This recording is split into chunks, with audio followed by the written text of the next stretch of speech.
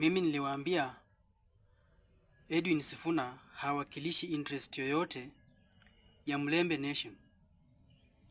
Kama kweli Edwin Sifuna alikuwa anatetea watu wa magharibi, mbona akaruka hii matanga ya Enoch Kibunguchi, anaenda kule kukanyaga Kirinyaga, akibweka huko kama chiwawa, iti sasa yeye ni mwanaume? Si angekuja hii matanga ya Enoch Kibunguchi, aongeleshe Waluya, awachanue, awaambie umuhimu wa kuungana pamoja ahead of 2027 general elections.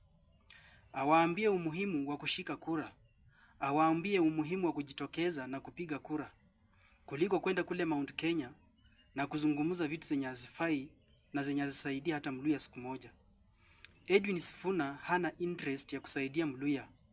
Yeye interest yake ni kung'ang'ana na tumbo yake na kupigana vita za Nairobi kuwania kiti cha senator. Jua anajua Waluya wenye wako mashambani hawatamsaidia kupata kiti cha senator Nairobi.